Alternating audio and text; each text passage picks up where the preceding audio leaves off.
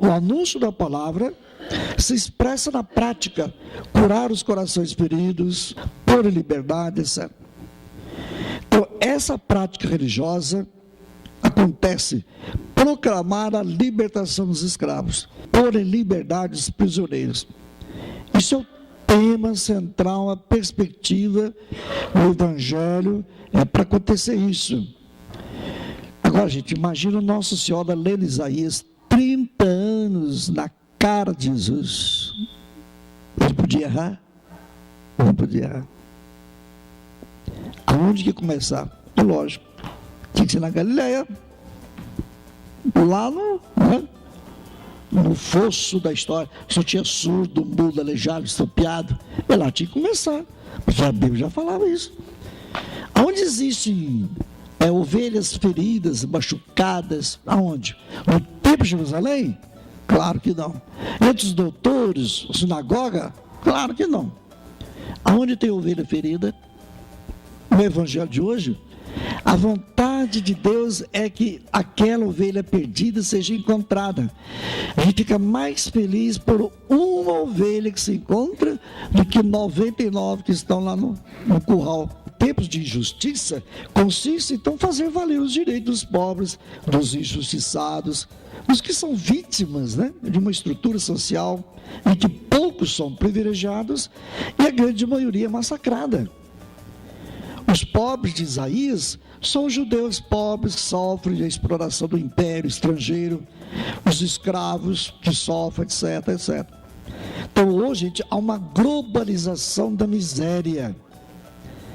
Não é a globalização do dinheiro aí. Todo mundo fala da globalização do mundo, né? Não é. É a globalização da miséria. Porque a miséria está aumentando.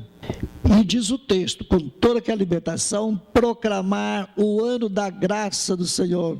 O que é o ano da graça? Ele vai explicar aí. Lembra os sacerdotes, os reis que eram ungidos. Portanto, eles eram ungidos a serviço do povo de Deus. Era uma autoridade que vinha de Deus, mas a serviço do povo. Então o profeta é ungido de Deus para agir e falar em nome de Deus. Essa é a unção divina. E não anular, Então não é autoridade, é para ele. Gente, as nossas autoridades, a autoridade de um político não é dele, é do povo. Mas ele vive para ele. Tudo quem está a serviço do povo e usa o poder para si é pecado grave, pecado mortal. Não se trata de um simples anúncio, mas de fazer valer com o anúncio e a prática profética o ano da graça, que na Bíblia se refere ao ano jubilar, a cada 50 anos. O ano sabático, lembra? 7 anos. O que é essa festa? O que é esse ano? As coisas que deveriam ser perdoadas, todas as dívidas e libertados todos os escravos, para que a justiça fosse restabelecida. Nós somos ungidos por Deus, temos a veste branca da salvação. E salvação é isso, libertar o povo, proclamar o ano da graça, o ano do perdão, da dívida. Esse é o espírito do profeta, Então, há um casamento, uma união entre Deus e a humanidade. Deus doa seu espírito aos profetas e, por meio deles, alimenta a esperança do seu povo. Agora, o que conta é gerar justiça para que os filhos vivam livres. Então, a esperança e a capacidade de transformar as relações de injustiça um grande presente de Deus. Gente, o que é presente de Natal? Deus não é um Deus indiferente que pactua com o racismo, com a exclusão, com a violência, a exploração, o terrorismo, o imperialismo, a prepotência. Mas é um Deus que ama o pobre, explorado, injustiçado, aos pequenos. Então, para vencer o desânimo, a gente reconstruir Jerusalém, reconstruir a nossa cidade, a nova sociedade já aqui na terra, doar para isso aí, Por isso que é o roxo, sangue, né? Então, como é que Deus atua no mundo? Deus não é através de manifestações estrondosas, espetaculares, mas a humanidade, gestos simples como João Batista, como foi lá em Elias, São Paulo. Então não é com um estrondo, lembra?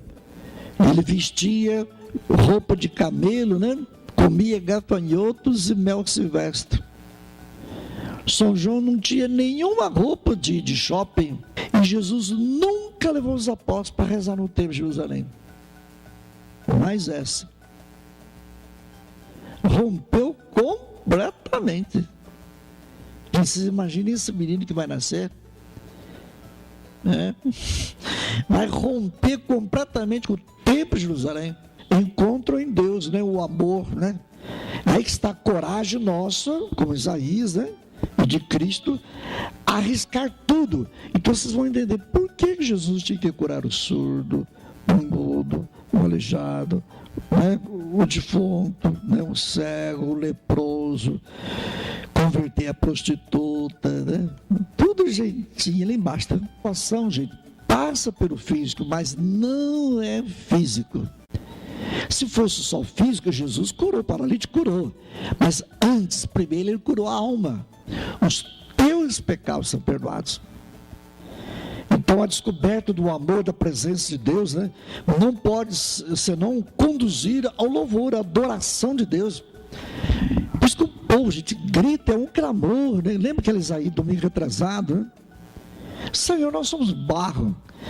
As nossas boas obras é uma imundície da tua frente. E somos um barro, Senhor. E tu és o oleiro.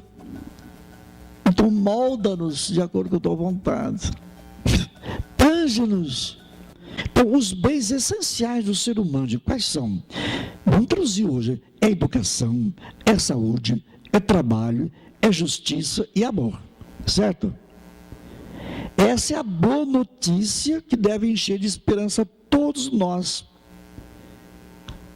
Esses bens essenciais aí. Você sabe que a gente tem uma voz, não é palavra ainda. Eu vim dar testemunho desse Jesus aí. Eu sou uma voz. Ele vai falar a palavra. Ele é forte para batizar no Espírito Santo. Eu sou a voz. Eu não sou a palavra de Cristo. É interessante perceber isso aí. Quando é que nós temos a palavra de Deus? Quando somos a voz de Deus. Eles querem saber quem é o João. Bom, então ele fala que não sou nem Messias, nem Elias, nem profeta. Número 11. No tempo de Jesus, acreditava-se que a vinda do Messias seria precedida pelo envio de Elias. Lembra, Jesus também um dia perguntou para os apóstolos, né? Está todo mundo animado, né? Mostra aí, né? Ele não é sucessor de Moisés, né? Representante da lei, Messias, inaugurar uma nova aliança. Não, eu não sou Messias. Messias é ele aí, apontando. Eu sou uma voz que grita no deserto, citando Isaías 40. Ele denuncia e critica as autoridades judaicas por terem distorcido, olha lá, desde aquela época, as autoridades religiosas do templo de Jerusalém distorceram o caminho de Deus. E João chama a atenção das autoridades não para a sua pessoa, mas para a sua pregação, que é séria, crítica aos poderosos. É por isso que ele é uma voz. Nesse sentido, quando você achar que um sermão de um padre critica você, ou a leitura da Bíblia, acha que está mexendo com você, escuta como voz, não é palavra. A palavra é a Bíblia. A Bíblia está questionando você, não é o padre. O padre está sendo uma voz. Voz que grita no deserto, né? Número 15 lá. Então ele fala, João Batista vai até debochar, e o batismo é com água. Essa porcaria aí. Mas ele batizará no Espírito. Né? Lembra? A unção, olha bem a leitura aí. O profeta é aquele que tem a unção divina, que vai falar a palavra de Deus, que é liberdade aos pobres, aos cegos, à vista, né? A liberdade aos oprimidos, aos cativos, a redenção, lembra? E proclamar o ano da graça do Senhor. Foi esse texto que Jesus leu, lembra? O dia que Jesus chegou na sinagoga, o senhor não podia ler para nós um texto? Jesus vai batizar com o Espírito Santo. É um elemento novo, gente, que só Ele pode transmitir, que atingirá a intimidade das pessoas. O batismo de João Batista, para nós, gente, lembra, eu falei semana passada, é o nosso ato penitencial. É tentar preparar-se, né, para uma conversão, mas a conversão mesmo começa com a liturgia da palavra. Antes, apenas nós rezamos. Quando começa a liturgia da palavra, aí vem a proclamação, né? É o número 16 que fala lá, desamarrar as correias das sandálias. O que é que significa isso? Segundo a lei, quando alguém morria, casado, né? Marido morre, sem deixar filhos, alguém, o irmão dele, alguém parente dele, teria que casar com a viúva, para dar filhos ao falecido que morreu, né? E garantir-lhe uma descendência. Então, quem tinha esse direito e obrigação de fazê-lo, não fazia, o outro podia ocupar o lugar. Então, a sandália, gente, é símbolo de um poder, tá vendo? Para alguém não ficar desamparado. Lembra? A viúva, o órfão, o estrangeiro, essas três categorias, as mais sofredoras da Bíblia. Né, tirar, né? O poder é Jesus que tem o poder de salvar. Lembra? Se um morre, o outro continua. Pois é. Se Abraão não deu certo, com Moisés não deu, né?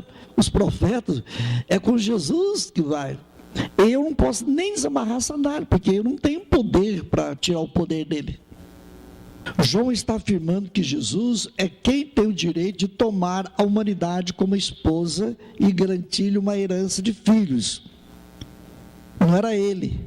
Então ele não podia amarrar a sandália, né? João tem consciência de ser testemunha da luz e não a luz. Ele não pode tomar o lugar daquele que por direito será o esposo da humanidade. No 17. Então João, batizando com água, manifesta aí o rompimento com as estruturas políticas e religiosas do templo e do templo que aprisionavam o povo numa situação de trevas e morte. Jesus, o Messias, ele que vai amarrar a sandália. Quem vem batizando com o Espírito, a partir do rompimento manifestado por João e respondendo aos anseios do povo, conduzindo para fora, lembra? Levar as ovelhas para as pastagens, campinas verdejantes, para além das estruturas de dominação e morte, né? É Ele que vai construir com a humanidade uma nova história, inaugurando uma nova criação, um novo céu, uma nova terra, já está inaugurado aqui na terra. Então, há com João Batista, o batismo dele, para desinstalar, né? O advento, então, aí, essa é boa leitura, né? Alegria da volta, né? Aos pequeninos, né? Essa alegria de saber que já está entre nós o verdadeiro noivo, né? O verdadeiro esposo, que vai tanger as ovelhas, cuidar, né? E preparar, né, a voz dele, né? Voz não, a palavra, né? Jesus é a palavra, Jesus não tem voz, né? A voz foi João Batista. É ele que tinha a palavra de libertação, né? É interessante isso aí, nossa. Então essa transformação, essa mudança, então é alegria fantástica. Agora, São Paulo, já a carta aos Tessalonicenses, ele vai dizer, né? Número 20 lá. A comunidade é convidada a viver em contínua alegria e oração. Alegria que é consciência de estar vivendo numa nova dinâmica histórica, transcende a história.